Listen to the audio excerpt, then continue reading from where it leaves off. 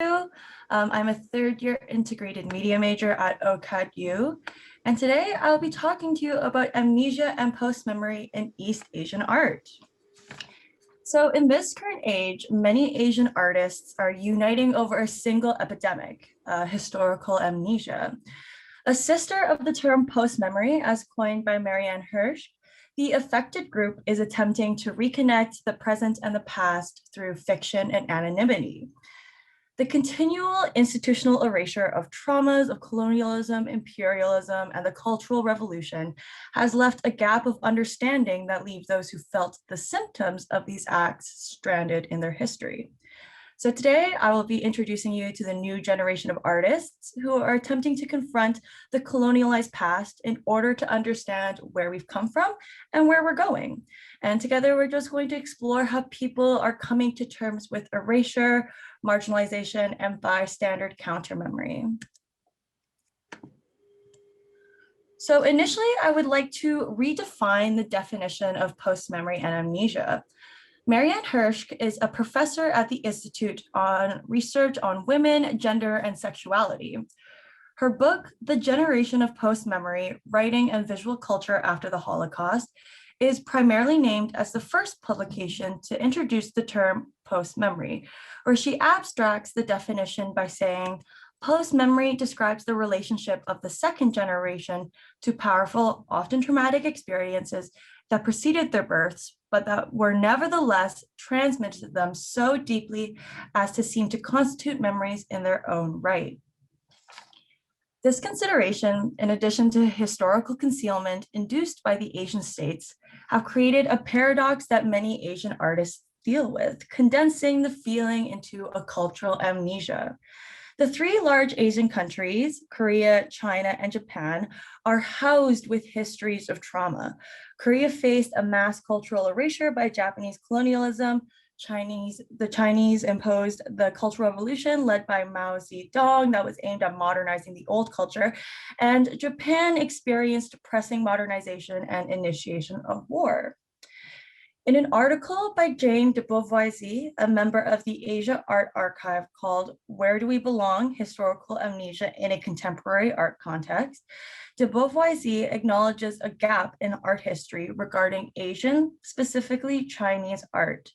She says, engaging in a Chinese modernity in a Western institutional context is a deeply subversive act, one that not only disrupts the essentialist discourses of Chineseness, but threatens the existing Eurocentric narratives of the modern. So what this translates to say is that there is a tumultuous relationship surrounding the art that is appearing in today's curated world. Asian artists are focused on creating relationships between what is happening and recovering the lost history that many state institutions have tried to band-aid. De Beauvois's quote is expressing the somewhat resistance of the renaissance of this history, as it will not only unsettle Asian status quo, but also interrupt the conversation in a Western world. What the newer generation is attempting to do is to mend their own relationship with the generational trauma that has been forced upon them. The truth of the reality is the systematic forces that could aid are resisting this representation, but that does not discourage Asian artists from telling their stories. So I would like to begin with artist Dak-Han Cho. Cho focuses on the erasure of Korean culture during the Japanese colonialization, which occurred during 1910 to 1945.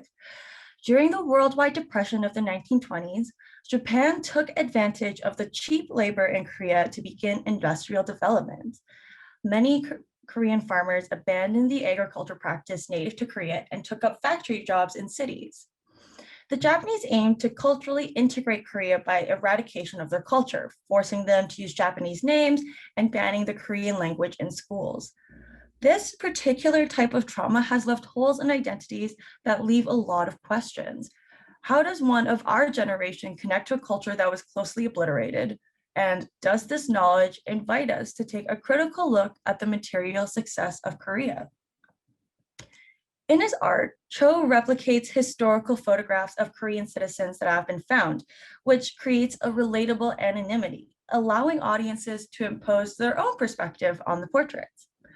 Often Cho will use his monumental artworks and physicalize an aspect of it to interact with the gallery. For example, in his collection, Memories of the 20th Century, he uses charcoal, graphite, and canvas to create portraitures in various sizes of Korean and Japanese history. With many of these works, there are colorful ties that appear within these pieces, some existing within and some leaving the canvas altogether, connecting to Korean thread holders that lay on the ground of the space. By literally pulling the viewer in and out of the piece and gallery, it forces the audience to consider the various links of the past and present that are the backbone for this creation of memory. As Fauser encapsulates, these memories are exacerbated by the experiences of national division and military dictatorship. Thus, by asking Korean viewers to come to terms with the colonial past, Cho is also asking them to take a more critical look at the roots of contemporary Korea. In summary, Cho's art composites individual experience into the past through forgotten portraits that mirror the past of Korea. By connecting the past and present, Cho is attempting to reconnect the memories of his people. My next examples are two films, Coming Home, directed by Zhang Yimou, and Red Amnesia by Wang Xiaoshua. In a paper called Cinematic Amnesia as Remembering, Coming Home and Red Amnesia, Ying Bao explores how cinematic representation of amnesia can be used to address the historical narrative, creating an effective method of dealing with remembering. By confronting the audience with the devastating consequences of amnesia, the films call attention to the post-Mao memory crisis and re-engage the concealed and neglected history effectively, thus opening up the possibilities of overcoming historical amnesia. The Chinese government has effectively censored many aspects of its history to attain ideological control. This type of authority, compounded with a focus on moving forward and continuous modernization, does a good job at keeping newer generations in the dark. These two movies are attempting to bridge that gap. So Coming Home is about a pair of estranged lovers that reconnect 3 years post-Cultural Revolution, after the husband Liu was taken away. Upon return, he discovers that his wife, Feng, had developed amnesia due to physical and psychological trauma and does not remember her husband, and yet spends the 5th day of every month waiting for him at the train station, despite the fact that he's actually physically returned now. The story follows them on their pursuit of connecting the dots, with Liu trying multiple ways to reconnect with his wife's lost memory, and only succeeding about a handful of times. The director, Yimou, is using the illness of amnesia as a rhetoric of the post-cultural revolution state, which adapted the attitude of letting bygones be bygones. The lack of trust between Liu and Feng mirrors the relationship between the individuals and the state. The second film, Rem Amnesia, is about a widow, Dang, who had been living her life out in Beijing until she begins getting phone calls that results in silence from the opposite line. Fearfully, she suspects that it's the ghost of a former rival that she had turned into the government about 40 years back. This allows a large flood of memories from being sent to work in factories during the Third Front, where China had sent citizens to work in isolated areas with poor standards of living. Because of her guilt, she returns to where she once fled and meets the rival's red cap wearing son, who has transgenerational trauma. Her rival's family was still living in these poor conditions, enforcing Hirsch's concept of post-memory. Informing the government about her rival is what allowed Dang to move to Beijing. So the contrast here is that the red cap boy resents Dang on behalf of his father, while her own son is ignorant to the history of the country.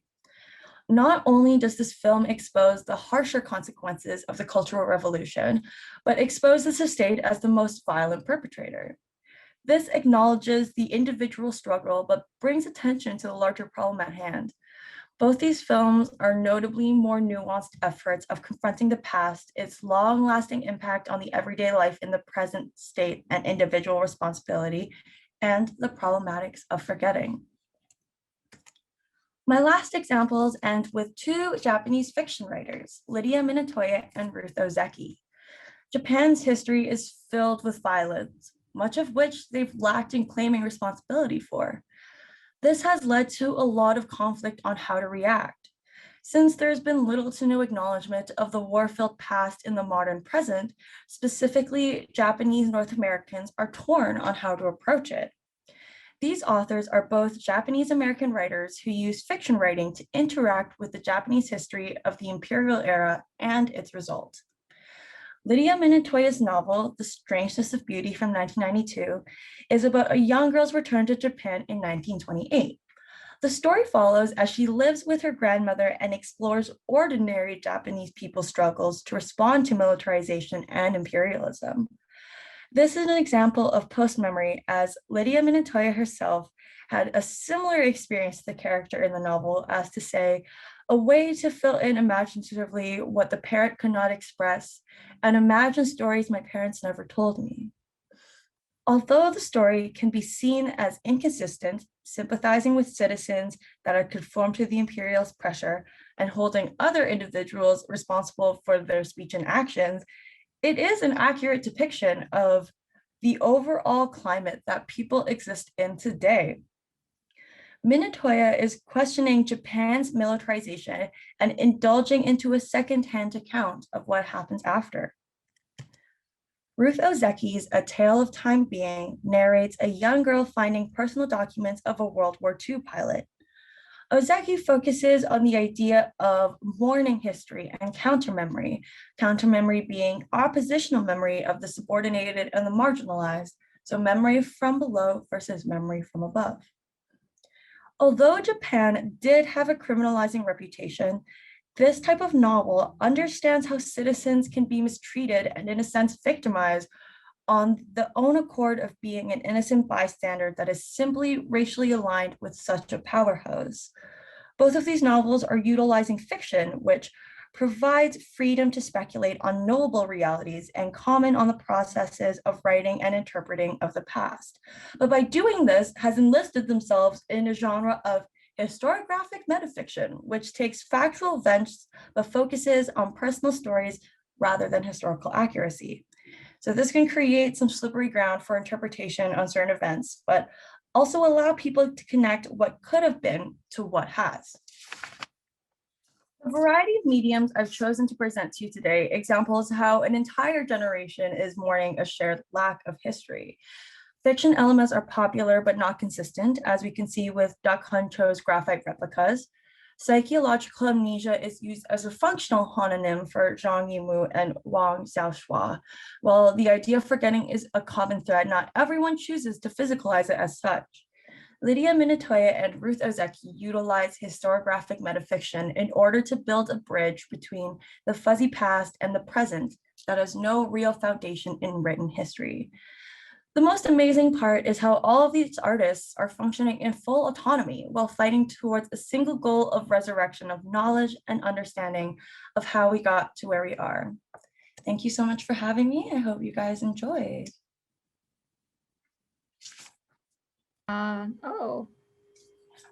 Thanks a lot for the very provocative and thought-provoking presentation. Very important subject, amnesia, that we seldom talk about, and I talk about a lot in my class. And so let's invite the comments from audience, please.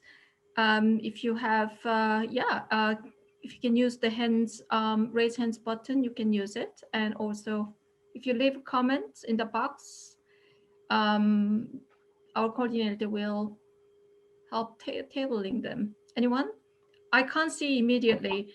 Aaron's hands is there, but before Aaron, I just want to quickly ask questions myself. I just realized that I selected your essay because it was just so amazingly well researched and it was elucidating. I just realized that both film, the Chinese film Zhang Yimou's Coming Home and Wang Lao Xiazi's Red Amnesia are both 2014. Yeah. And I wonder, I just didn't realize that before. And then I did further research on the Wang's film, and then apparently these filmmakers, because of his attempt, instinctually, naturally dealing with those forgetting memory, which affects people's everyday life, as you said very well, was censored apparently many times in China, and he had to change the direction of his writings and film production apparently. So why do you think is it 2014, after many years, many decades of end of Cultural Revolution? What is your view on that? Well, I think that first of all, like to put a time limit on a reaction to any large historical event is a little bit of an arbitrary concept. I think that, you know, people can revisit ideas and revisit emotions connected to those ideas at any point in their career, you know, and like I think also individual experience composites like how we process these things. So I think the delayed like you could see it as a delayed reaction for sure. But it could be like, you know, I didn't direct the film at that time, but you could easily say that like, you know, either he has had like a change of heart, perhaps there is something that has become like more pressing that pushes him to create such a message at such a later date. But yeah, Yeah, I just was curious if there was any social, actually, to define my question, social circumstances that allowed maybe the voices to come out by this creator. Because I see those a moment in even Canadian histories, how the residential school issue just surfaced. Racism issue was very much suppressed to as a taboo issue in Canada, but all of a sudden around 2015, all the documentaries and voicing out start actually released in Canada. And the similar instances are found in different countries, and through some opening of spaces and platform. But all of a sudden then there's a reaction from the power, shut down those voicing or creative activities. So anyways, it was something that I was curious if you have any observations or insight. But we can move on to the Aaron's question, and Max can respond to anything which occurs. Aaron, you can go ahead. Hi, Max. Hi. We talked a little bit about film last time, so I want to ask about the novels.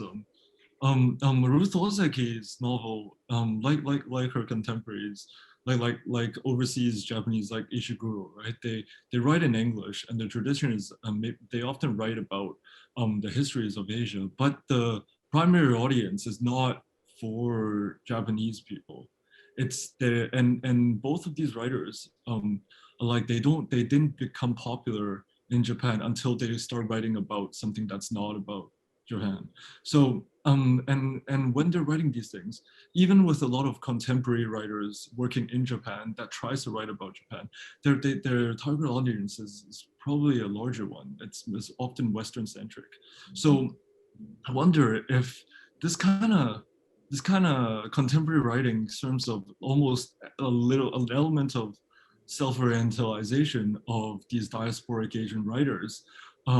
We see a lot, like some of the ones you referenced don't do that less. So like Viet Thanh Nguyen, Ted Grusin actually is still a little bit, because he's the translator of Murakami and orients it in a certain way, right?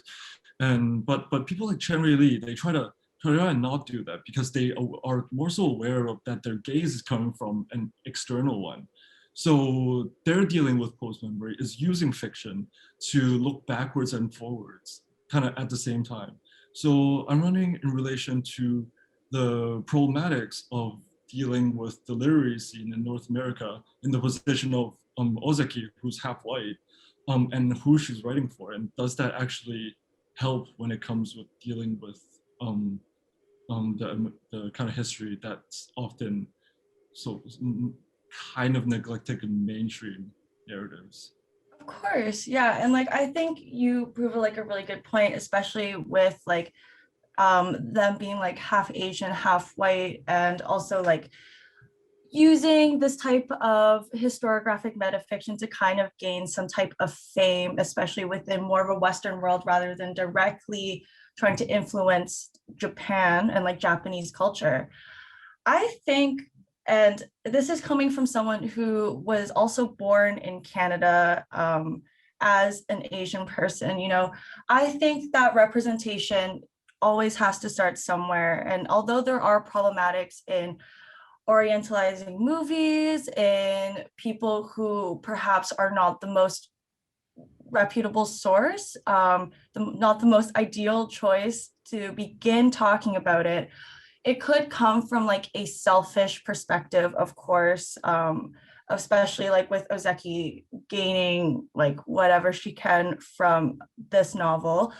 But I do believe that the conversation has to start somewhere. And if it starts somewhere in a Western world, then people like me who are disconnected from my cultural roots in terms of like Chinese and Hong Kong roots for sure, it is something to hold on to. And I think the important part, which for on my end will require a little bit more research, is to see how since then people have been taking this knowledge and distributing it. So while the start might not be great, it is important to acknowledge that going forward, we do need more truthful voices, that we do need a more accurate representation, less self-orientalizing creators speaking out about this issue. And if that's not happening, if people are continuing to use this as a type of mechanism, a functional tool to gain some type of traction in an audience for no good reason, then I think it is also the responsibility of other Asian artists to direct that conversation,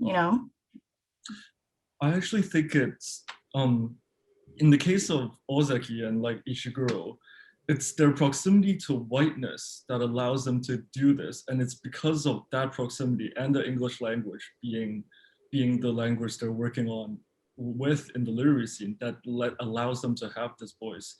So sure. yeah, and also in terms of your point of the non-self-orientalizing with Japanese writers, there are some contemporary ones. Since the 70s, there have been a lot of the post-anti-Vietnam War writers who deal heavily with that.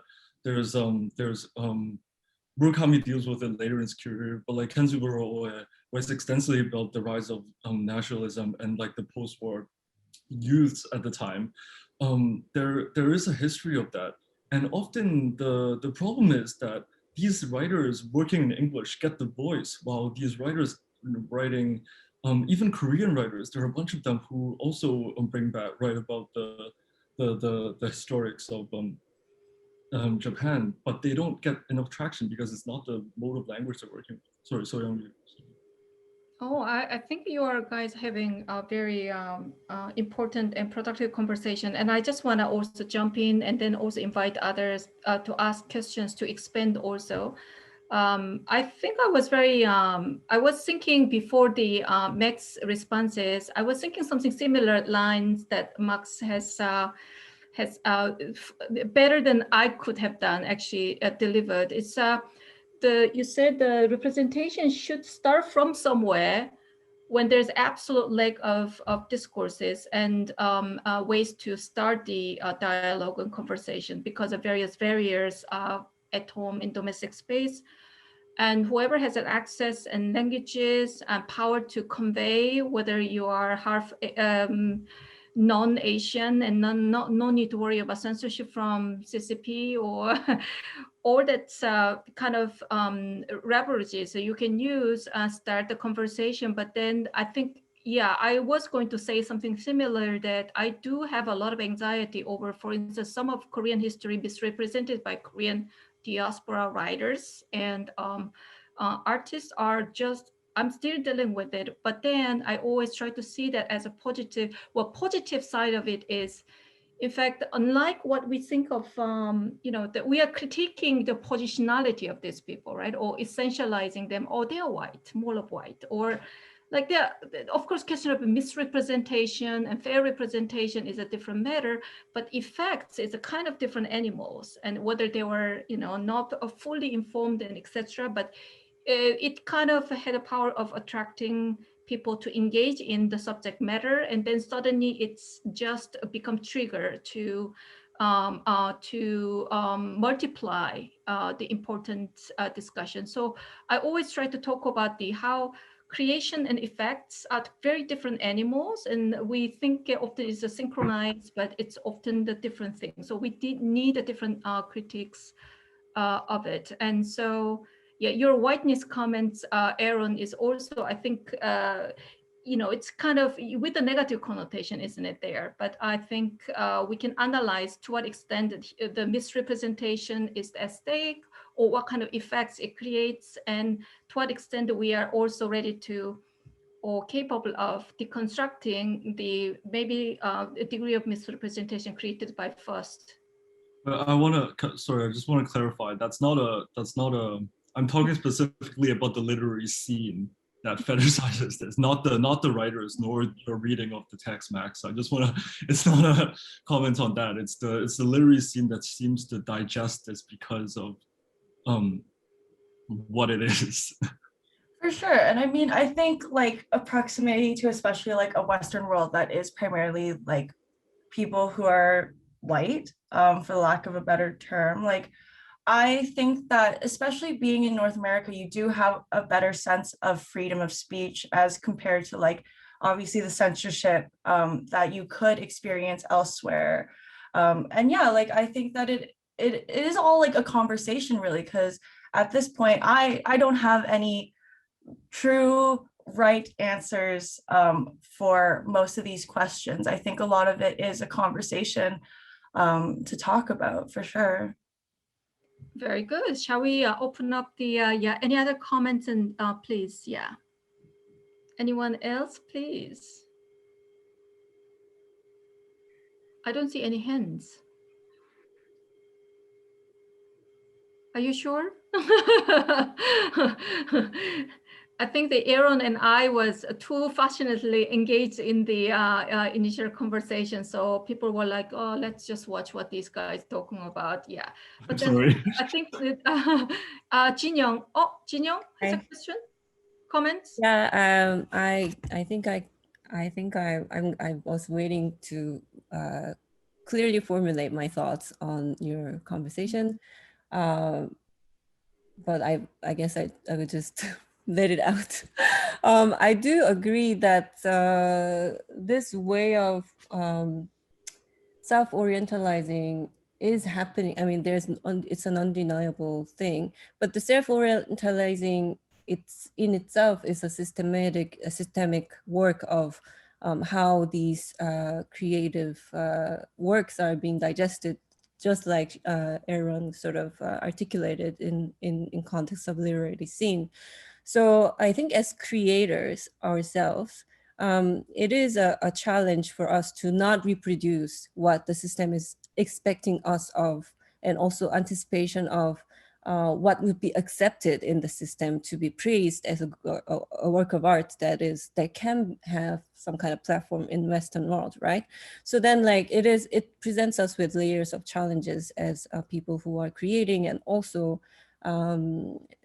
considering, who are our audience and who do we want to speak to necessarily, which is also a very complex subject that we need to sort of think about when we are working on our projects. So that was my thoughts. And I mean, it is a very productive, in a way, to think about those things as a creator, and how we expand the scope of our conversation, or scope of our audience, who I think it's a long way to go still, that I think we are at the very beginning of really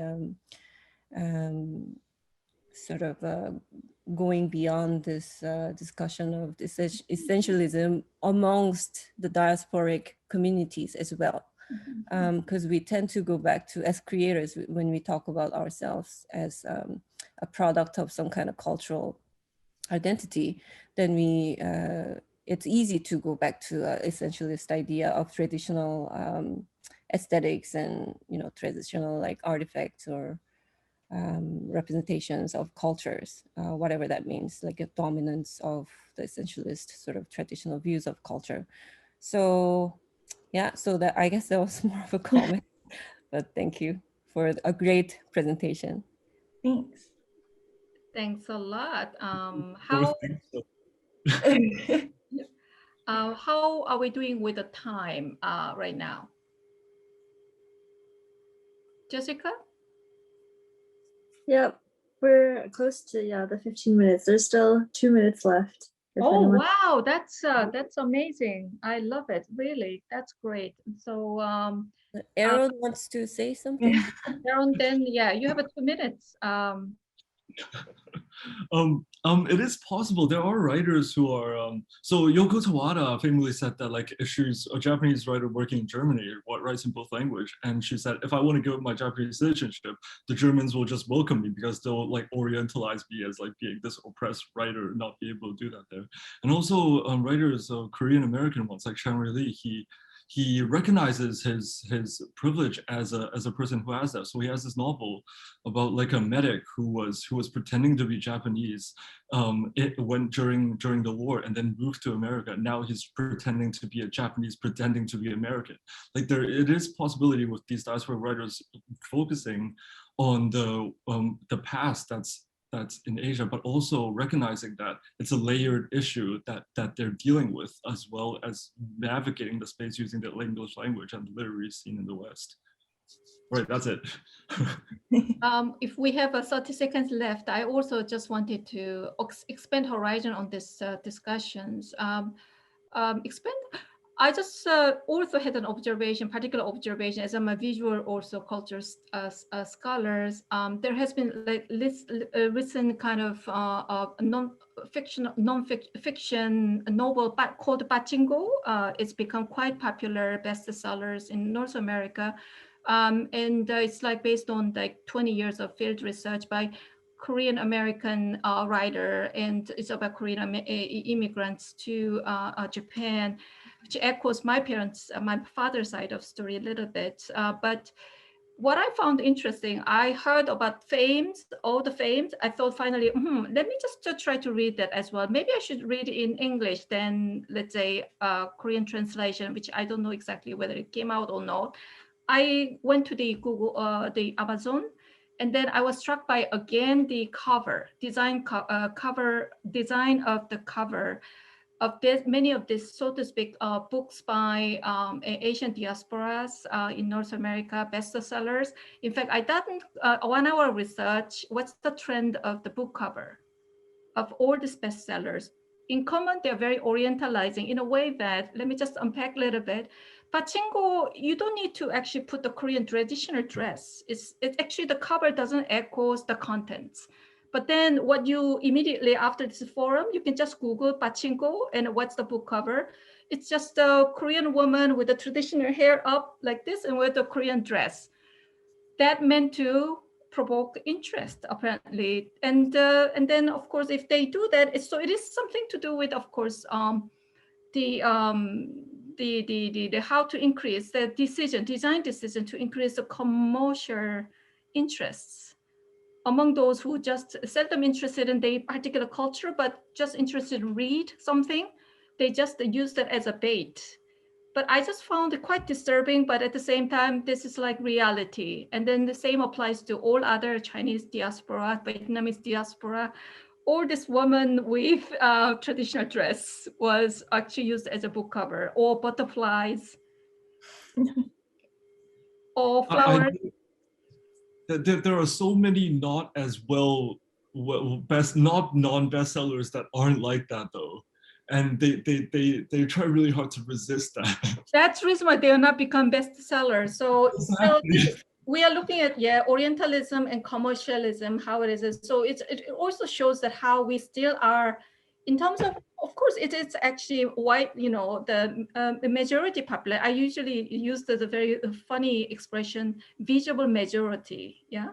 And we're visible minority and they're visible majority. So the original cultures and norms are laid out by the majority populations. Then the minority often, tend to be objectified, of course, in relation to particular history and culture. And Asian women, Asian culture are notoriously, has been objectified. And also there's a long history of Orientalism. And those who want to kind of interact and sell, because majority are, of course, those who has some gap and barrier in terms of their understanding of culture. They use those kind of attractive from their perspective images. And so it works to increase the sale.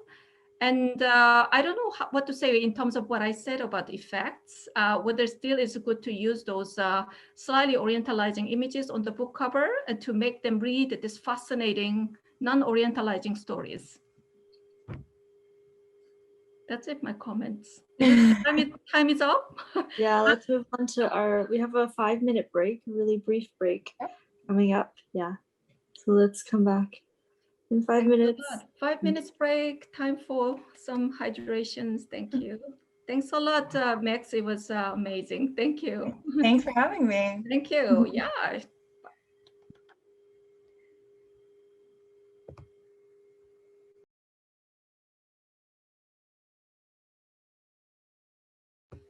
Jessica, can we write what time we should supposed to come back? 5. Sure. Can you write for everyone? Come back by 5. What time? 25. Yeah, 5:25. Can you please write it in the chat box to everyone? Thanks. And then take some break for you guys.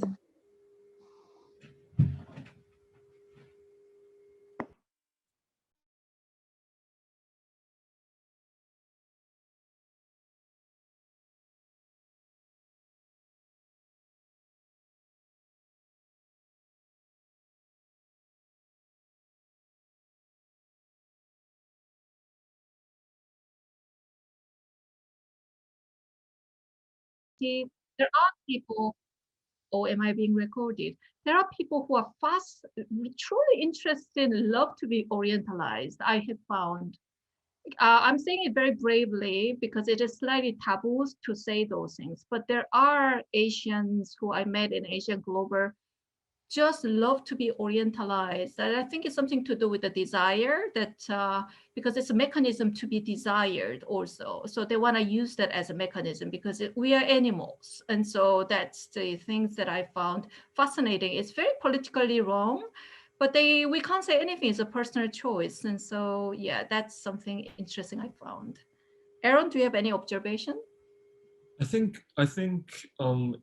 the generation of Amy Tan, like when Asian American writers, at least the more mainstream ones, that came along, they definitely took advantage of being orientalized. But recently, it's trying to there's more of a Max referenced a couple one that I was really excited to actually talk about. Viet Thanh Nguyen, the Vietnamese American writer, he tries really hard to do it from a decolonial lens. So he kind of resists all of these kind of orientalizations. And in one of his chapters, he even wrote it in like the chopstick font. So it's these like French men orientalizing like Vietnamese women. It's all in the chopstick font. So it's the counter of that too. And that was interesting because this character is a spy. So he's both like a communist pretending to be capitalist, and sometimes it's the other way around. And so it's maybe this generation of writers that are working right now, they resist that a little bit more. But I know that in terms of publishing, there's the author does not get to decide the cover. They get pitched from the marketing team, from the publisher. So the marketing team will read the novel, and depending on the landscape and like what color is trendy, like they would actually say words like that. They told me purple was in vogue last year. So interesting accounts. Yeah, interesting accounts. So okay, maybe that can be a subject of future presentation research for someone. And I just throw my everyday observation. Anyways, I think we should just invite the next speaker. Thank you very much for remaining to stay. And we have amazing last 2 presentations that you should not miss. Next speaker is Marli Davis, who is graduating drawing and painting, and OCAD, of course. And the her project entitled Warm Bodies, Ghostly Specimens, and Stoic Machines. Thank you very much. Thanks so much, Soyeon. Thank you. I'm just going to share my screen here. Hang on. That's not what I want.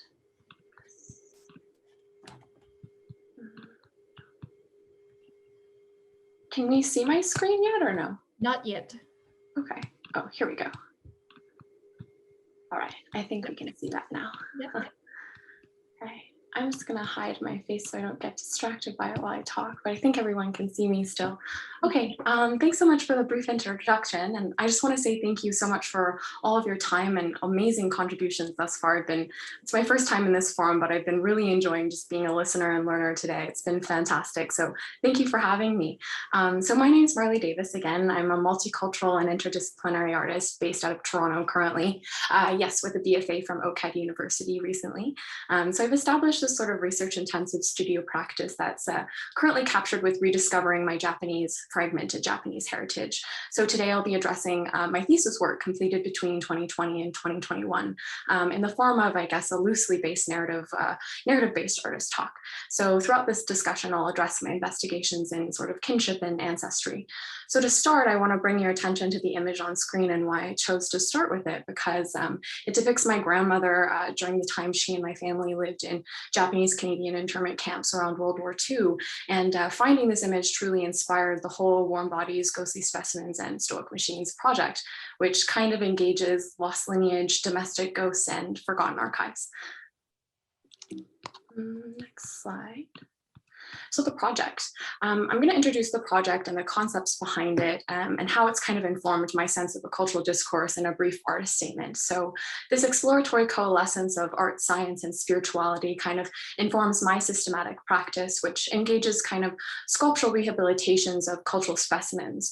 So accompanying didactic classification records the dissection, modification, and preservation of sequestered memorabilia within my ancestral home.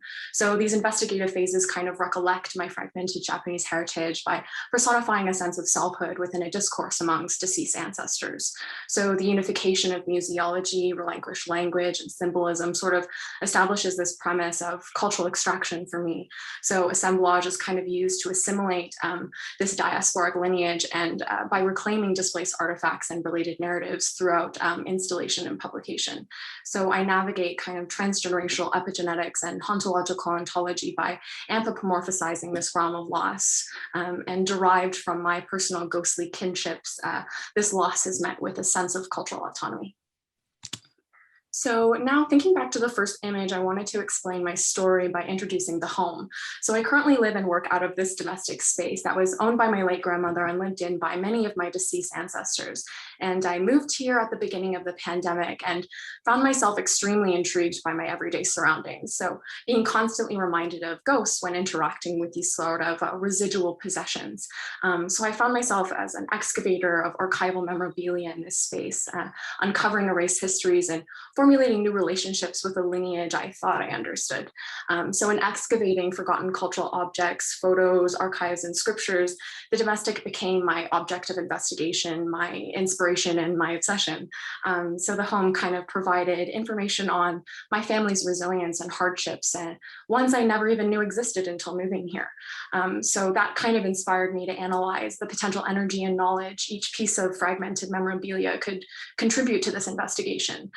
Because when interacting with these archives, I'm visited by a sense of nostalgia, kinship, and confusion, not fully understanding their context, symbolism, or language, nor do I have my grandmother to ask why I wasn't taught. So in the place of bodies, I kind of rehabilitate these objects in my home, treating them as specimens that hold vital pieces of this sort of lineage that I'm trying to transcribe. So again, I've become sort of an examiner or restorer of tangible objects and ethereal memories by systematizing and questioning these gaps in my personal cultural understanding. So now I want to briefly explain my exchange in Italy and how that's kind of loosely informed this work. I lived in Florence just before the pandemic struck and was completely fascinated by the rich cultural history and ethnography Italy had to offer.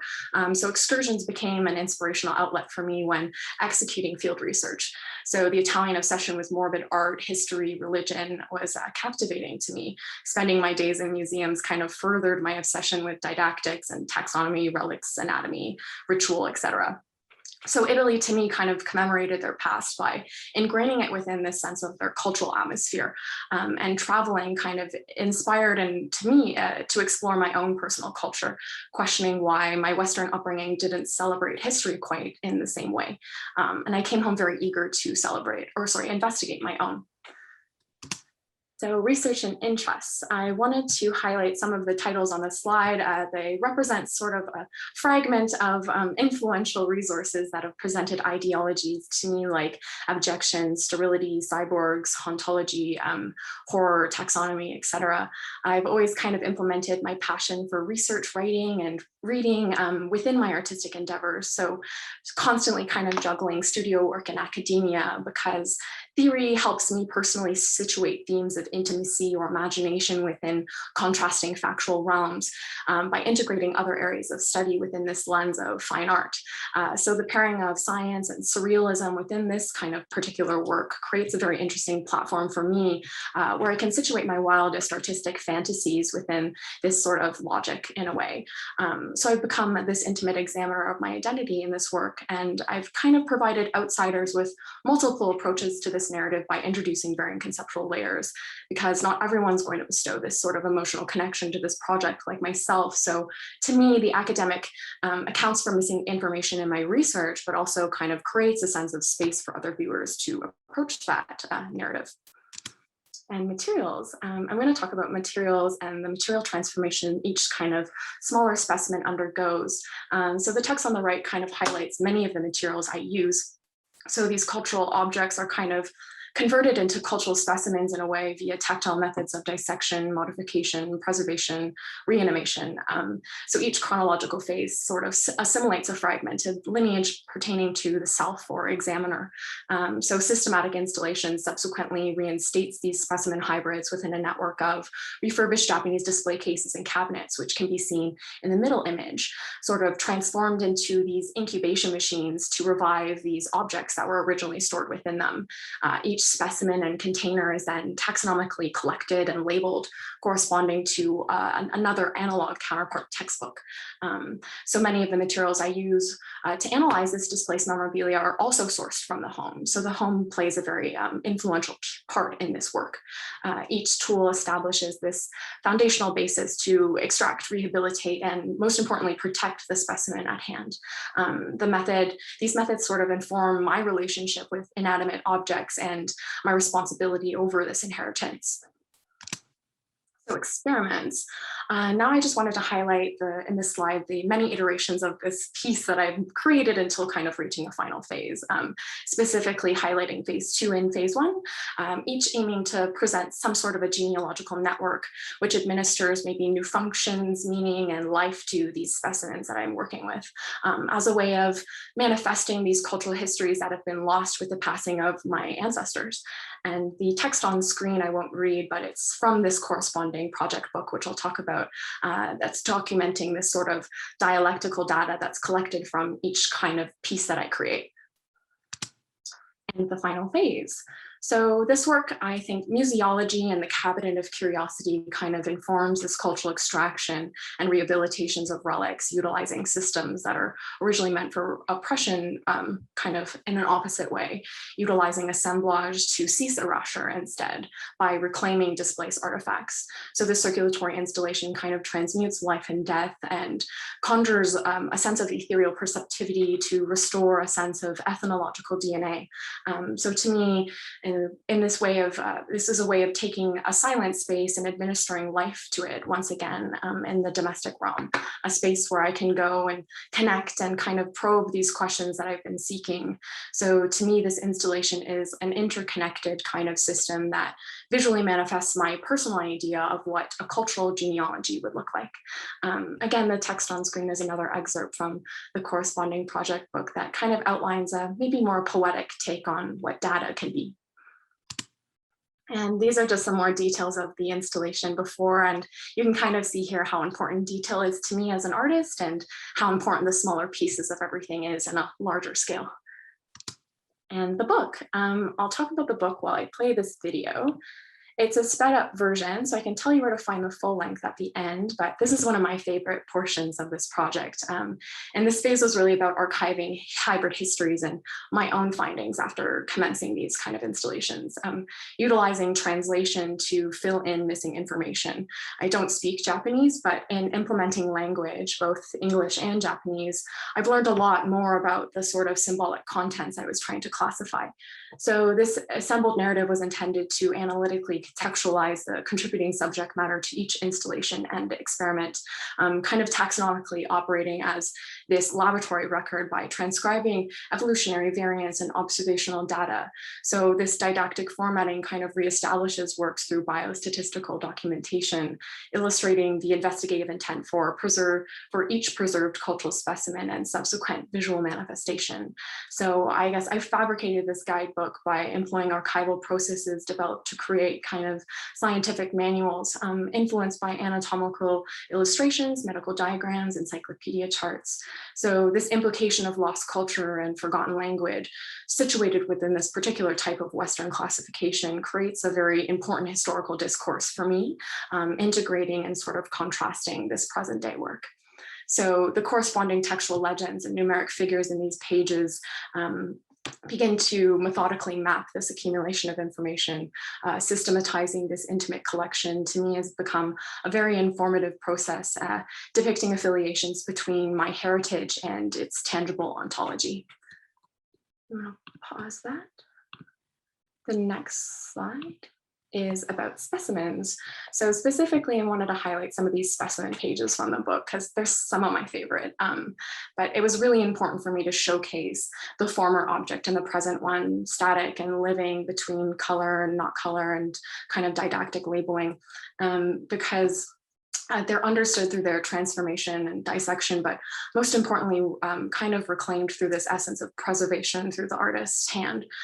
Working with them in this way is by documenting each individual out of a collection of hundreds now became a very informative process, again, kind of a repetitive ritual, if you will, of labeling, digitizing, and isolating them to create these pages. So having this record is really special to me and has truly enlightened me on each object's significance to my heritage, but most importantly to my loved ones who have left them behind. So each page kind of presents a closer look into the installation's components and outlines why each piece is quite integral to this larger manifestation of a lineage as a live network. And this is just another continuation of before, just more examples of the book. The book contains a collection of everything I've done this year, writing, documentation, artwork in a rough 138 pages double-sided, so quite content heavy, but you can get an idea of how important material transformations is to each of these objects and detail again. And beginning to wrap up, I'm going to talk about familiar ghosts because my thoughts on heritage this year have completely changed. And I guess it was following this influential shift in my atmosphere, now living in the absence of the deceased. And after finding traces of lost ancestry in my home and really wanting to revel in that loss, I found myself constantly questioning, what is the dead trying to tell me? So my work allows me to kind of answer these questions by reviving and situating my family's memorabilia within this taxonomic mapping of a cultural lineage, utilizing the premise of experiments to fill in missing information or transgenerational gaps. So I began to understand these transgenerational hardships and adversity, and most importantly, the privilege I was bestowed due to these past ancestral struggles and trauma.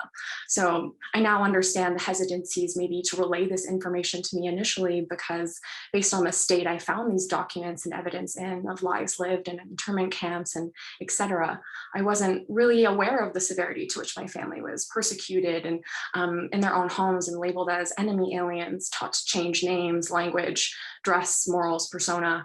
And I was privileged in my grandmother's eyes, understandably, not to be burdened with a culture she was taught to repress and resent at a very young age.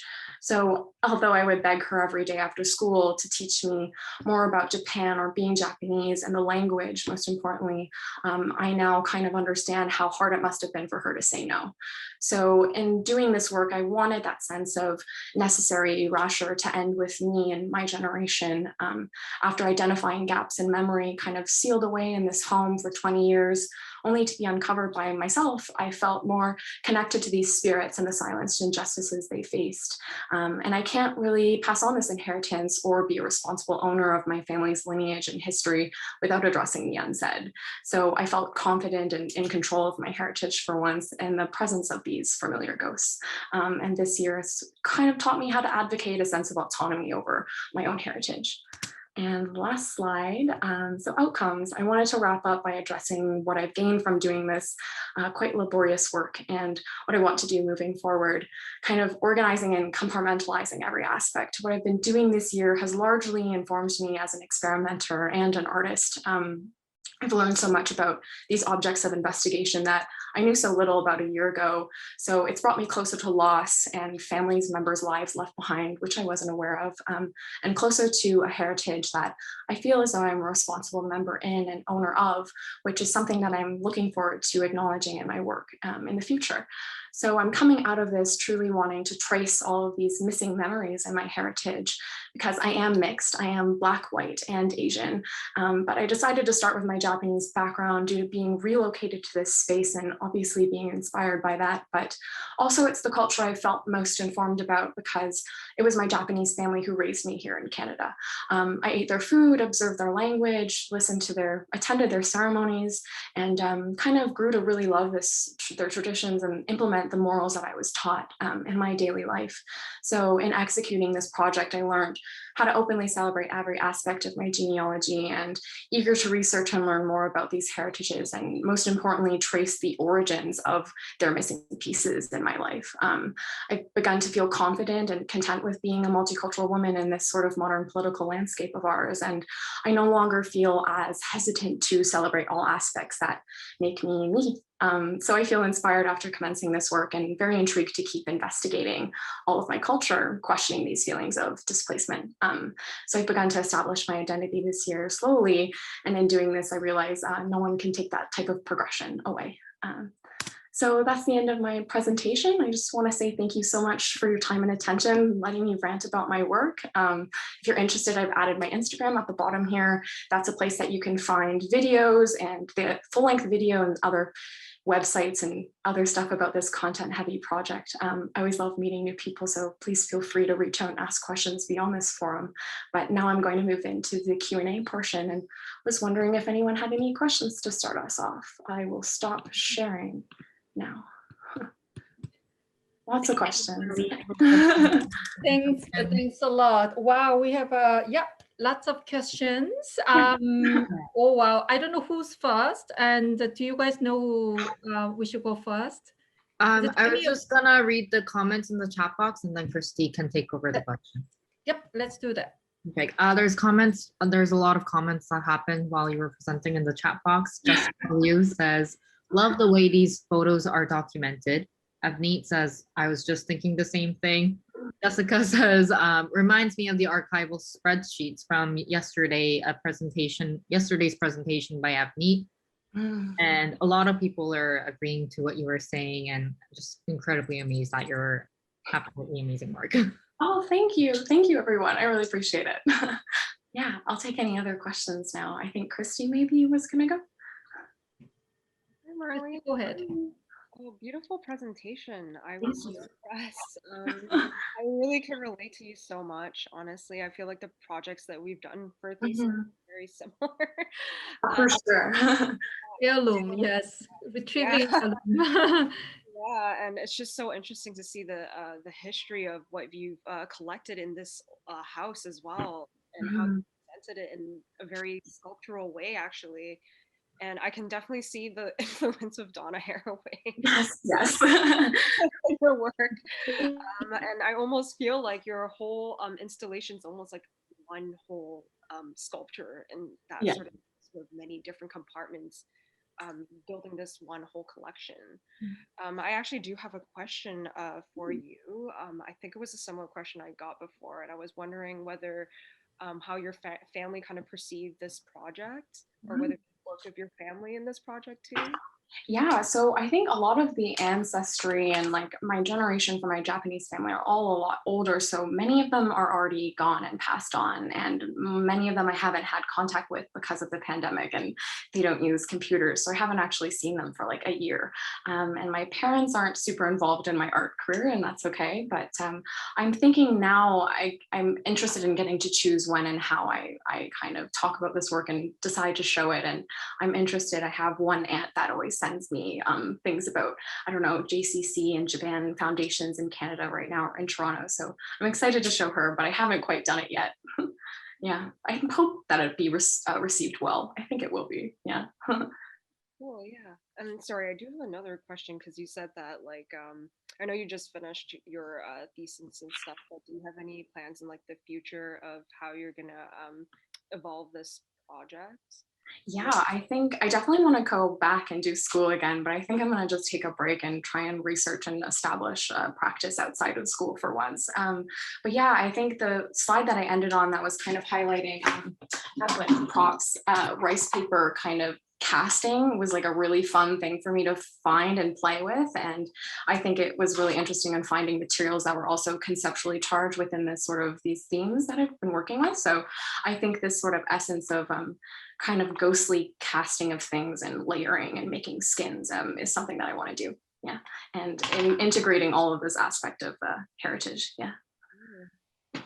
Thanks for the question. Christy's project and Maari's project, really, you guys can do an exhibition together, to be honest, right? Don't you think so? Yeah. Basketry and the rice paper sculpture both are like has a great yeah, it has a parallel aspect of it. Anyways, go ahead with another. Yeah, was it Jamie who had a question? Who had hands? Oh my, too many. I don't know who was the next person to. Was it not Jamie? Okay. Was it I was Jin just Young? trying to table the comments. Got it. And is it Abone first or Jin Young first? Go ahead, whoever. I'm pretty sure it's Avnet. Avnet, you can go ahead. I'll go ahead then. I just have a quick comment because I have a friend who's half Japanese, and recently his grandmother died, and she was the last like generation in his family to speak the language. And so that experience has kind of launched him into this, I don't want to use the word journey, but like this sort of space where he's considering, like, should I know more about my heritage? Why don't I? And like, how do you even go about looking into it? And he said that every time he looks in a mirror, he is really surprised by how Japanese he looks because he doesn't really feel Japanese, which I think is like such an interesting feeling to like try to sort through. So when you were talking about feeling like you have a sense of autonomy over your cultural heritage for the first time, I just feel like if he was here right now, he would want me to share like his experience and to say that your work, I know would have resonated with him so much. Thank you so much. I really appreciate you sharing on your friend's behalf. But yeah, I think in the sense of intimate isolation in the pandemic, it's given me a lot of time to think about these feelings that somewhat arise over, you know, being multicultural today and et cetera. And yeah, it's been a very kind of intimate, self-reflective moment for me. So thank you so much for your comment. Yeah, maybe Jin Young can go now. Hi. Wow, I'm very like widely impressed. And then I got really excited and I went into your Instagram and looking at the details. And I was just wondering about your, I guess, choice of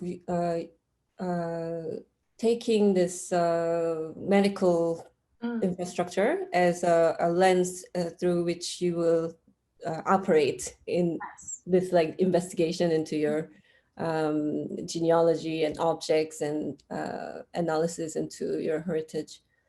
That's a great question. Thank you so much. Well, first off, I think I'm a bit of a medical history nerd and I kind of just love that realm. I think the idea of abject and kind of sterility can really present so many cultural outlets that can be explored in different ways. But I think when in the absence of maybe my family members telling me how to properly interact with these objects and their significance and symbolism in a Japanese heritage, I think the scientific approach kind of makes space for me on how to recall action to these objects and investigate them in a way that makes sense to me, since I don't have this prior knowledge of how maybe traditionally they're interacted with. So the scientific, I become this sort of my studio in this home kind of becomes a weird laboratory hybrid space of a way that I can kind of integrate these questions in a way that kind of makes sense to me. So the medical realm, or this sort of essence of sterility or machines, can kind of create this essence of I guess a sense of life support, if you will, because I think in Donna Haraway's essay, The Cyborg Manifesto, I'm really interested in this coupling of the natural and the machine. And to me, I'm present as a natural body, and I'm dealing with the essence of ghosts, and I'm also dealing with this essence of inanimate objects. So when I'm trying to coalesce and sort of reanimate something that's already long gone, I think that medical institution to me provides an outlet where I can start talking about things like incubators or something that'll bring life to something once again, so I can extract that sort of knowledge that's hidden inside. Yeah.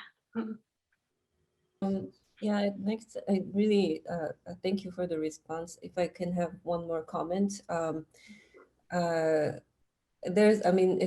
it's an interesting, as an audience, to walk into that, I guess, imagining to walk into that space and look at this installation.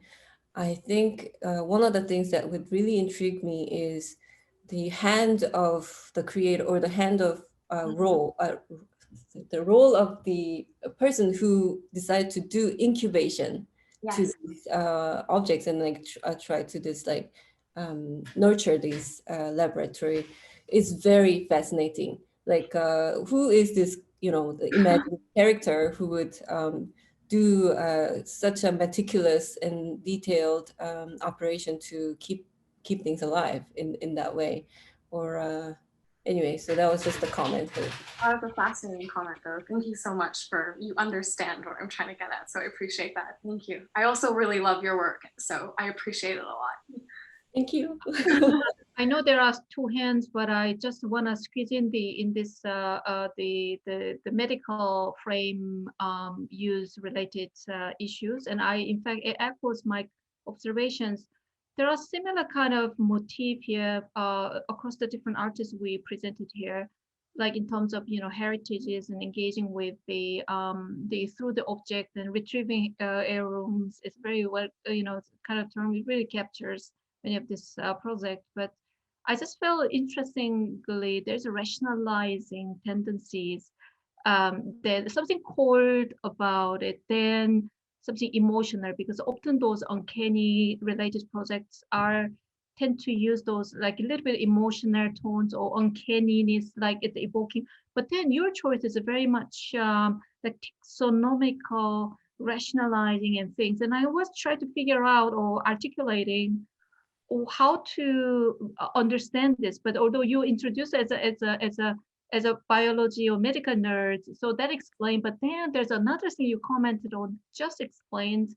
It just create interesting distance, and then you did say that it's not necessarily based on your like interview of associated narrative around this object. In fact, you are actually encountering object as some kind of specimen of unknown stories, and so there is the interesting distance I felt, which in fact just immediately understood.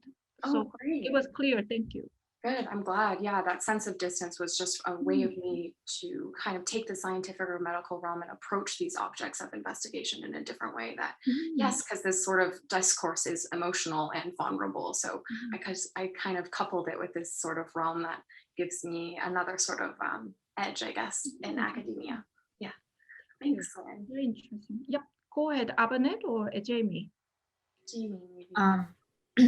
First, okay, my first point was I found it really interesting how you actually referenced the Cabinet of Curiosity, which Europeans have for a long history like used to bring objects from other colonized countries and like present it. But you're showcasing your own family history using the same method, and it kind of is like an empowering narrative that's happening through use of the cabinet, through the use of the cabinet.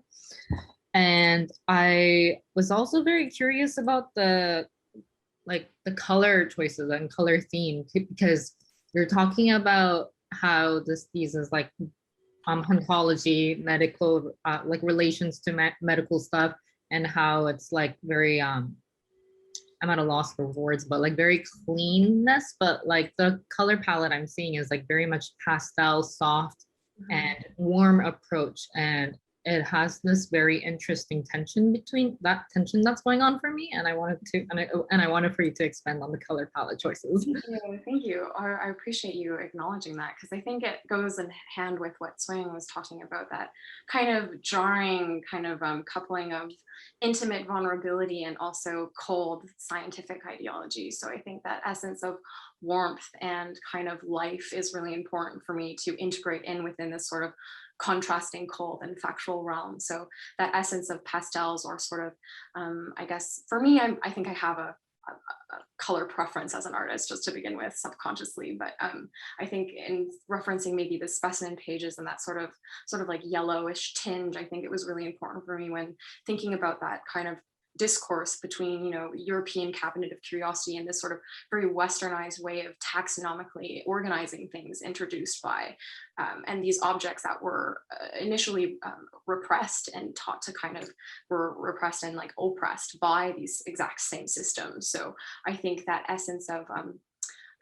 those colors introduce this sort of hybrid history narrative for me, because I'm dealing with those contents in the past, but I'm also dealing with it in a present sense. And life and death for me is really interesting. There's one sort of that's more cold and one that's more warm. So maybe that kind of can explain that. Does that answer your question? Yeah. Okay. Thanks so much, Jamie. Thank you. Was there any other like a question? Because it can go on, but again, my goodness, we have a our last speaker, but that was very, very inspiring. And Jamie, is there any question that you're supposed to read or from the comment box? Jessica mentioned that sterile came up a lot in their classes with Marli's work. But simultaneously with such delicacy and warmth, intimacy. Yep, 3 minutes left focus. All right, thank you very much. And Marli, thank you very much for your presentation. We were all very touched and inspired. Thank you. Thank you so much for having me. Thank you. Thank you. Thank you. So it's a time to move on to next speaker, definitely, right? So we have last speaker, carefully chosen last speaker, Sara Mozafari's presentation. Just a side note, she's the medal winner of this year's from Interdisciplinary Masters in Art, Media and Design from OCAD. And her project is entitled Thirding with the 9,000 Memories. Thank you very much. Sara, are you ready to share your screen? Yes, hello everyone. Just give me a second. Thanks.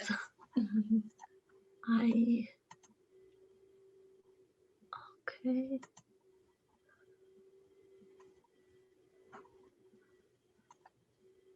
Oh. We can help you if... No, there is some. Okay.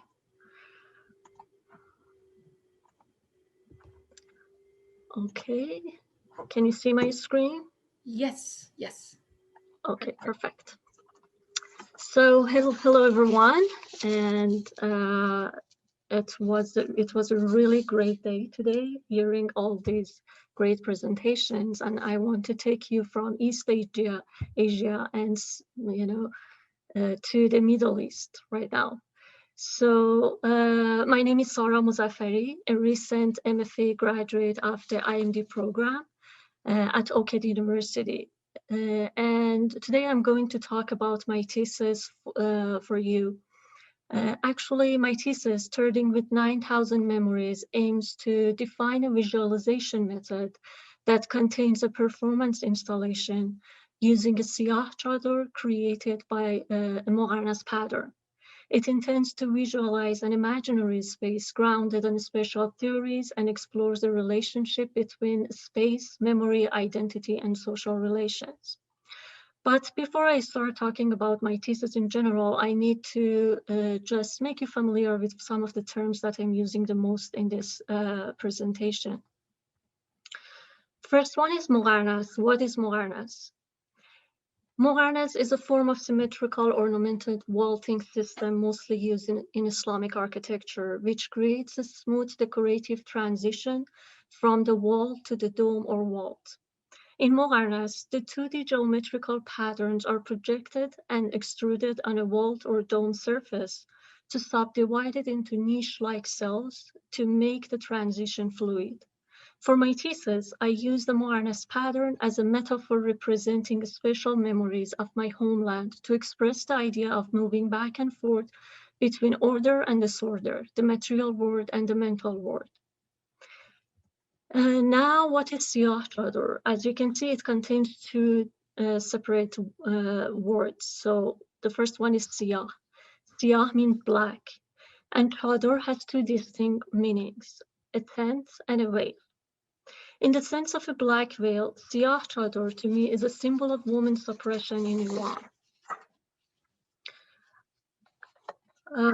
But actually, in the sense of a black tent, it is a type of shelter made by Iranian nomadic women. Every single Siyah Chador contains several long strips of woven goat wools called lat. To make each lat, the nomadic women of Lorestan weave goat wools in about 60 centimeters by 15 meters. They stitch the lats together to create an adequate size ceiling to drop over the simple wooden structure and the bamboo walls of their tents. They choose material locally and the tent size based on the family's class and size. Nomads fold and pack their tents when required to migrate and unfold it again when they arrive at a new destination to set it up on new land. I was born in the summer of 1981 in Tehran, Iran. 1981 is 2 years after the Islamic Revolution of Iran. 1981 is a year after the beginning of 8 years of war between Iran and Iraq. 1981 is 7 years before the mass execution of Iranian political prisoners. I was born in 1981 in Tehran, Iran, as a woman to be, and I left the country when I was 25. I remember the days growing up in Iran, but I feel I'm not Iranian anymore. I remember the day I became Canadian, but I feel I'm not Canadian yet. They call me Iranian Canadian. I consider myself neither Iranian nor Canadian. I feel no sense of a strong association with either culture, yet I find an affinity with both. I'm inside and outside, stateless, yet relating to both. I live in Canada, but I move around with my memories from Iran. To connect myself to either culture or both, I struggle to understand what is going on in Iran and simultaneously to fit myself into Canadian society. I don't ground myself in a spirit of identity arising from one culture or the other, or even from both. I go beyond, exploring how I might use their influence on me to return to a more authentic self through selection and rejection, revision and reconstruction. My initial investigation into the relationship between memory, space, and displacement arose from my constant awareness of a link between the real space I experience in a particular time and a comparable space I used to experience in the past. I remember, I feel, my body reacts. Through this autobiographical process, in the context of revolution and war, of the suppression of political and social activists, religious minorities, and women, my mind takes me through the material and mental world to create an imaginary world in which I can reconfigure my situation in society. I remember and I research. I remember and I construct Mogarnas. I remember and I deconstruct Mogarnas. I remember and I orient forms. I remember and I disorient forms. I remember and I soften architecture. I remember and I wear architecture. I remember and I harden textile. I remember and I compute Mogarnas. I remember and I draw triangles. I remember and I cut diamonds. I remember and I fuse 9,000 geometrical forms onto a mesh to represent my effort to build a place that I can call home. Each geometry carries a memory. Each memory depicts a broken voice. Each broken voice contains a pain. When I remember my broken voice in Mogarnas fragments, I also remember the pain enclosed within that brokenness. I remember my pains. I revisit them on an everyday basis. I reconstruct them with care by fusing each fragment which depicts pain in order onto a mesh, a process that resembles how the nomadic women of Lorestan, my ancestors, create shelter, a siyah chador. Geometrical forms, the 9,000 memories wrap around my body. My body disorients them constantly with its movements. In doing so, I question how the projection of my memories might intersect with my perception, identity, and social relations to push me beyond the margin, which is not a safe place. In the margin, one is always at risk. One needs a community of resistance. I didn't see the revolution, but its texture is projected on my body and my mind. In The Production of a Space, the French sociologist Henri Lefebvre describes how the forces that shape a space become its texture. The war was one of the revolution's texture on Iran's town, and it is projected on my mind, on my body, on my childhood, on my life. Woman's operation, though, was the most profound texture of revolution on my body, and the boldest spaces that resonate across my memories are the ones attached to my memories of womanhood. I remember my mom making my first school uniform. I was 6 years old. It had one piece more than our neighbor's son's uniform, and that was a magnet. I used to see my mother wearing rosaire and manteau to go out. I thought it was her choice, and I was happy to look like her. When I grew up, I realized wearing hijab is compulsory in Iran. I remember hijab, and I reserved one black piece of muqarnas for each time they stopped me. One piece for each time they scanned my body. One piece for each time they humiliated my personality. I reserved one black piece for each night my friends stayed in detention centers. One for each lash they got, one for each tear they had on their cheeks, one for each time they were made to feel ashamed for their gender. I remember the mosque stunning muqarnases. I remember the clash of my body and the dome's curvature, pigeons, flutters, geometrical forms, mosaics, colors, colorful glasses, and mirrors, light and reflection. After pausing for minutes to take all their beauty in, I used to be reawakened by a duster moving on my face and the angry voice of a man saying, "Make your hijab appropriate, my sister." I had magnae, I had mantu, and I had a chador on, but it was not proper enough for them. To me, mosques are places of contradiction and conflicts. I picture them as battlefield of unity and division, humanity and inhumanity. Based on Longer's claim, unity is the essence of mosques. To me, even the muqarnas, the movements of its multiple geometrical forms toward the dome, the sphere, could resemble such a spirit. However, the ones who are in power make every effort to violate this fundamental nature of mosques and take control over them through the systematic gender segregation under the pretext of defending the value of Islam and the blood of the martyrs. They do this by spatially marginalizing women at the mosque and by marking women's presence with invisibility. I remember mosque.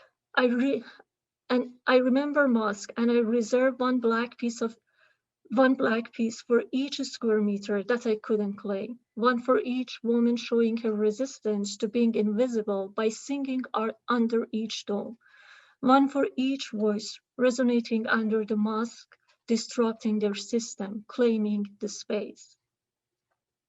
After digging into the domain of my memories and imagination, I noticed 3 different spaces that I have experienced. The first space, or real space, which I describe as a physical space, is where my body interacts with space and time. My senses feel it, see it, hear it, and smell it in the moment based on my orientation toward it. I borrowed the term first space from the American geographer Edward Soja, whose ideas are in line with what Lefebvre describes as spatial practice or perceived space. Lefebvre's spatial practice under neocapitalism embodies a close association between daily routines and urban reality. It is not only a visible, measurable material. Our way of reproducing it and our way of perceiving it also count. Our orientation toward objects, toward events, toward spaces depicts our consciousness. The second space, or memory-attached unattainable space, is a non-thing background space that used to be a thing, a space I used to be in the past. It is a space that I cannot reach now. It is a place that exists in my memories and moves around with me everywhere I go, as long as those memories are alive, unfolding itself constantly. I borrowed the term again from Soja. Soja connects his second space to Lefebvre's conceived space. He defines second space as mental space that are thus the representation of power and ideology, of control and surveillance. Although my second space is the representation of power and control, there is a difference between what Soja describes and second space I'm using. Soja's second space is the space of purely creative imagination of some artists and poets, whereas my second space is the space of human beings' memory and mind that could be still under the colonizer's control. It creates a relationship between past, present, and future. In the rush of the second space, I find myself in a moment between two horizons of absence, the past and future. My third space is comparable to Soja's third space, the space where everything comes together. Subjectivity and objectivity, the abstract and the concrete, the real and the imagined, the knowable and the unimaginable, the repetitive and the differential, structure and agency, mind and body, consciousness and unconscious, the disciplined and transdisciplinary, everyday life and unending history. It is an imaginary space similar to Lefebvre's representational space, which emerges from the first and second spaces. It is a space that seeks to change, that I create in my mind based on figure and background, first space and second space, to redefine my identity and move beyond. I remember and I perform. I describe my performance as thirding. My performance starts with my buried body my buried body, which represents my lost identity under the collapse of memories. My movements give it life and transform its shapes. I slowly begin to move and appear. I struggle to leave my past behind and move forward. But the veil weight prevents me from moving. As I stand up, the soft sculpture transforms into a black veil. There are ropes coming from the walls, passing through the veil. I crawl toward the ropes, which are tied to hooks on the walls. I untie the ropes and pull them to lift the weight of the veil from my body. I move around the space at different points of the performance, pulling the veil. The veil moves around with me. Finally, it leaves my body and takes the shape of the tent where I can rest. At the end of the performance, I rest in a corner under lights and shadow of my pains and memories until it is time to pack my tent up again. The performance is a way to visualize how the simultaneous existence of material and mental spaces, the real and the imagined world, can create a constant shift from order to disorder, from center to periphery, from a live world to an unattainable world, and vice versa.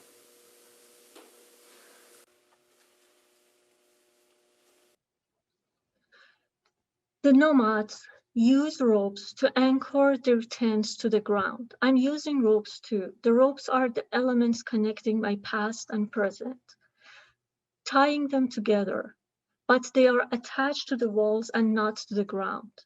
In doing so, I question my authority over the land, suggesting that there is no land that I can claim, and my home is hovering in the air, transforming the veil made of Mogarna's pattern, which represent my special memories, into the tent conveys the idea of creating a temporary home with my pains and memories, a home which I can wear and carry around with myself, reinstalling it again wherever I get permission to do so. In his book, Third Space, Journey to Los Angeles and Other Real and Imagined Places, Soja argues there is a socio-spatial dialect in which spatial and social forms, relations, and processes are equally constitutive. Thirding with 9,000 memories is an attempt to visualize these cumulative dialects. Thank you so much for listening.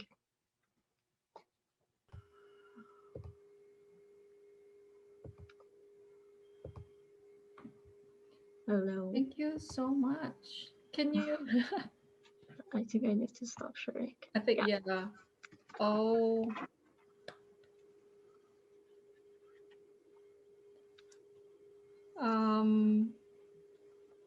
Thanks. That was extremely powerful presentation. I saw only a segment of it through different moments, but for the first time, I see the entirety of the presentation. It's extremely performative and engaging. And I must confess, I actually, for some reason, after a few minutes, I start actually quite crying. Oh, For some sorry. reason, I don't know why. I don't know how it's your voice or everything in a way that evoke, and I can't articulate why I will become very emotional, but it was truly sublime and beautiful and engaging. And thank you very much for Thank you. accept the invitations and presenting. And so, hi, open up the for it's a little bit of yes. It's absolutely, there is something that is beyond the word, actually, due to many reasons, which I wish I can articulate, like Professor. Please go ahead, guys. If you don't attempt, I will. All right, good. Jin Young, please go ahead. But thank you so much. I have a question and comments.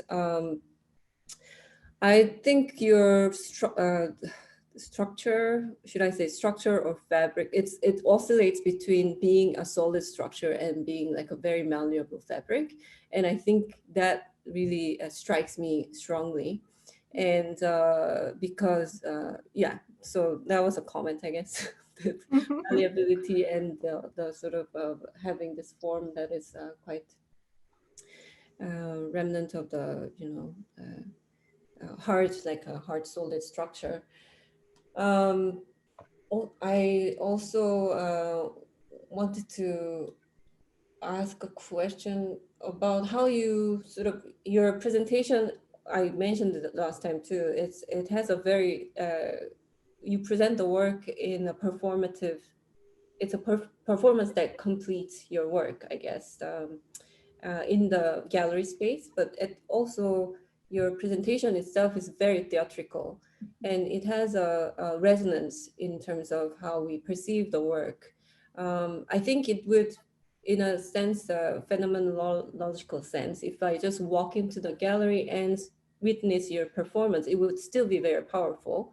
But there is something about me seeing you speaking and then overlapping that voice, and then also seeing the video and your performance with it. So I wonder how you treat your presentation as also a form of art, or it's like it's in its autonomous sort of sense.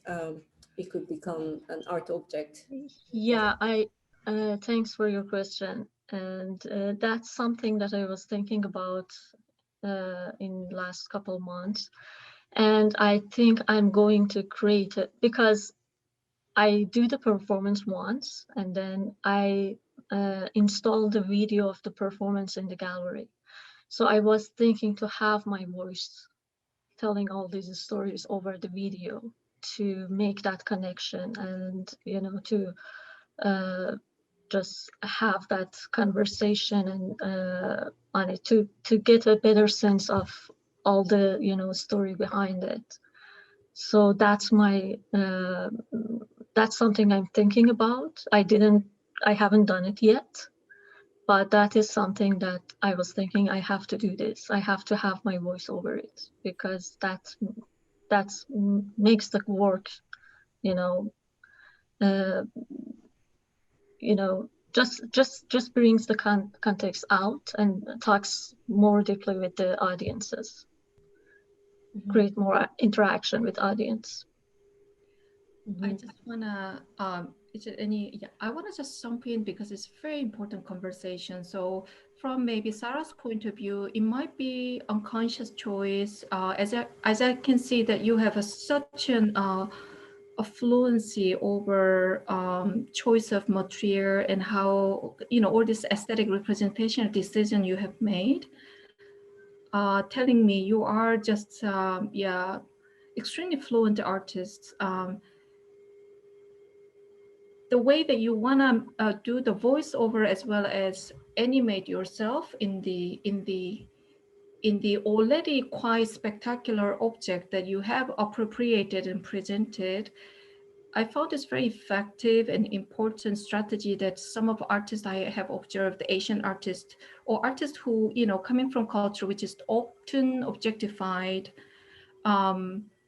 your material, veil, or some of those fabric that Kim Suja have used are so beautiful and very culturally ingrained, can be kind of object of fetishistic gaze from the Western counterparts. Again, the visual majority that we are that constitute our audiences here. And so kind of putting and layering the narrations, you basically bring in, you demystify, you kind of challenges those objectifying gaze and bring in the narratives and stories, which is in fact the only way we can actually undo the very image-oriented Orientalism and objectification, because the conceptual processes, amount of, you can see as much as you know is the norm, while often Orientalism is about like repeated production of same images, right? And then there's no knowledge in progression. And so you doing this seemingly that really like opening up the conversations and more of storytellings beyond objects. Yeah, and what I'm trying to do basically, I'm really emphasizing it on that, how I experience this specific object, chador, veil. So, and what I'm trying to say that also that it's all about my personal, you know, understanding and experiencing the object, and I do understand different people have different understanding and different experience with this object, and I want to respect them all. And I emphasize on that, you know, all the time to just, as you mentioned, to open the conversation, because I don't want to be against anyone, or, and to me, chador is an object that it's, as I mentioned, it's a symbol of suppression of Iranian women, no matter when it was before the you know, revolution, when they made women to take the chador off, or if they forced them to have hijab, not chador, but have hijab. And so I'm just trying to just express the idea of how I see this and how I experienced it. and to open a conversation and see maybe other people. And and the way that Western world see the Muslim woman, they picture it in this, you know, as you mentioned, in this outfit, although not all of the Muslim women wear this type of, you know, hijab. And sometimes some of them, I'm not saying all of them are against it also. So there, I just want to try to open this discourse and conversation. Very convinced. Yeah. Jin Young, you have a question, so comments, yeah, follow up. Sorry, I don't want to monopolize the conversation, but I wanted to offer one more observation, which that connects to my comment about the object oscillating between the malleable like fabric and the solid structure. It also, because of the pattern of Awareness. yes, awareness. Yeah, and how the repetitive Geometric. Geometric and repetitive, what do you call it? The model. There is a term. Shapes. Anyway, Yeah. it's an architecture, I guess, term that it's a model that sort of joins together to create a whole that has, anyway. Coming back, I think my point was that it kind of creates this etherealness that it sort of transports me to some kind of graphic realm, like a digitally structured or digitally conjured object that doesn't really exist in reality. Somehow it's like it can be some sort of 3D rendering, for example. So it kind of oscillates in that sense to physical object to non-physical object. I don't know. This is my sort of perception, which also is quite interesting for me. That's interesting. My intention from the beginning was that interesting. You had this, you know, connection and observation, because as you probably noticed that awareness is really symmetrical and geometrical. And my intention was to break all these, you know, mathematical rules, but still be loyal to its roots. So I keep the roots, but because I found awareness very, very capable of innovation and transformation. And so the pattern I'm using is actually the projection of awareness on the ground, the 3D object. When it's projected, it's that pattern you see. It contains 9,000 in my work. And then when I install it again, when the light passed through that, you know, those spaces between the forms, it creates another projection that is really abstracted, and it's not really real.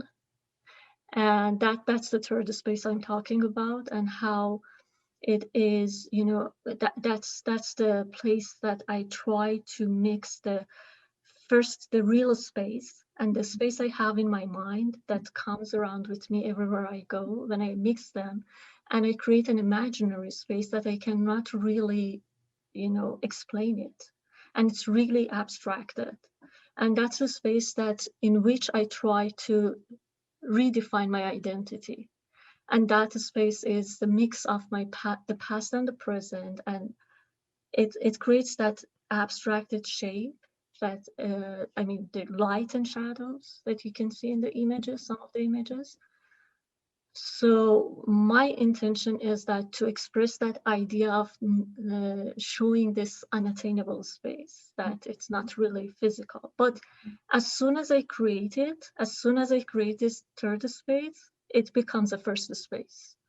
And it's really like a circle that I'm going in and turning in it all the time, circulating in it all the time.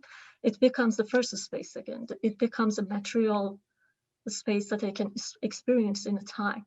and it's so it's a little, it's yeah, it's, but I like that you had that feeling of how it can be, you know, this digital, you know, unattainable, that you cannot touch it really physically. You can see that aspect in it. Yeah. Jamie had actually hands before me, but I just, because my comment is related to just the conversation we are having. But Jamie, you can go ahead because I just wanted to table the comments in the chat box. So Soyoung, if you want to, you can. I see. So it is connected because I think if Chin-Young used the term ethereal, somewhat intangible and things like that. But I kind of had similar observation, but I kind of thought that that is something, that element that gives illusion of infinity. And then in your narration, in your responses, you did actually mention that how you appropriate this inheritance, the heritages of Mohanas, which is in fact geometric, but it's a capable of innovation and transformation. You have said, which again is a fantastic actually choice you have made. It's almost like found object from your heritages and turn into something that can narrate many stories and to acknowledge first space as well as expressing second space and create third space and etc. So I just found that it's a powerful abstractions you're doing and powerful appropriations. So the illusion of infinity, the term I just put, I think I've been just that's the something that I just, in fact, the reason why I decided to put this as your last speaker, because I just want to give that openness, impression of open ending, just because it was actually the image of Mukhanas was very much, the way you appropriate was very much like cosmic to me. So I thought it's amazing visual choice. Thanks. Thanks. Thank you. Lots of comments in the chat box. Wow, and Angelina says, I also feel emotional from that presentation. Thank you, Sarah. Marli Davis says, such beautiful performances, mesmerizing. Jessica left a big comment. Your presentation was almost performative in itself. Your words, the way you had written, is poetic. The entirety resembled the rhythm of your life, time. Sometimes I think, though being on the margins is dangerous, the experiential wealth that comes from it is something I would not trade for a different life. I see abundance of this kind of quote unquote wealth in your work. Question, I'm wondering, completing this work, do you see it as a quote unquote living, changing, or might change in the future? I see so much movement and traveling beyond time, material, dimensions in your work. And I will answer that question and then I'll go on to the next comment. Yeah, thank you so much for your great question and your great comments. Actually, for the future, my plan is to add some interaction aspect to the work, and I want to make the piece sensitive to audiences, movement, voices, you know, or sound. I mean, even the use of terms they use when they see or interact with the work. That's something I'm doing research on, and I really want, because I see the piece as my self-portrait, and based on what I have experienced in the past and how I see myself in Canadian society and how this past affects my interaction with the society is really important to me. I want to give you an example that how I perceive this real, you know, space in Canada. For instance, in Iran, when we as I mentioned, we have to have hijab everywhere we go in public. So at the schools, at universities, there is a transitional room and for women. So when they want to enter the school, there are two women with chador. They check our hijab to make sure it's proper enough. So even today here in Canada, when I get at a school, unconsciously, when I arrive at the school door, entrance, my hand goes over my head unconsciously to check if my hijab is proper. My body reacts in a way that I'm still in that past space, although I'm not there anymore. So as Heidegger mentions that we take all those spaces in our body, the spaces that we interact with them, we take them inside our bodies. And in interaction with new spaces, that I can find a link between those and the spaces that I used to experience in the past, my body reacts, differently. And so my intention to expand the project is to try to show this, interactions and my body interactions with the society and different spaces I'm in. And I want to make the piece sensitive to these, spaces, to people's movement, judgments, voice, temperature, and all of these things. And that's something I want to, do in the future. Thank you. And the next comment we have is, so many connections and reminders were made through this final presentation.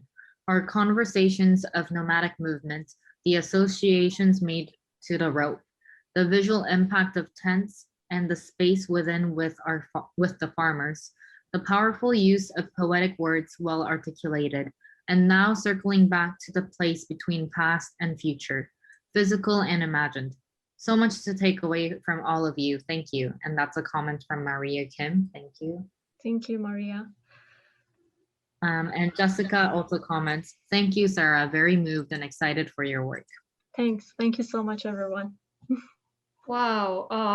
Okay, if we leave there, and I think we can have a long conversation, because I have a list of 5 comments, but that's too much for. So have we done? Oh, all right. We added more time, of course, to cover, but that was amazing way, as I anticipated, the ending our forum for open-ended processes. And thank you very much, Sarah, for beautifully punctuating the end of our today's forum. And thank you very much, all of you who actually remain to stay and make a contributions. This is not something that I discussed with the coordinator or anything, but I don't think Zoom will, we don't need to clear up the classrooms or after the event, because everything is online. So I would love to offer 7 o'clock. If you return to this room, it's not obligatory. We have bring your food, and if you want a wine, I cannot offer you wine, but I have my wine I can drink. We can socialize for a while, and those who just want to say hi, just 5 minutes and 10 minutes, you're welcome to do so, because it's a Korean thing. It's a little bit of sad to just let it go, maybe after these things, but I'm sure many of you are sufficiently tired as well after all day work for presentation and waiting for. So thank you very much. But those who are interested in, you can come back 7 o'clock with the food and drinks and wine. And thank you very much for everyone.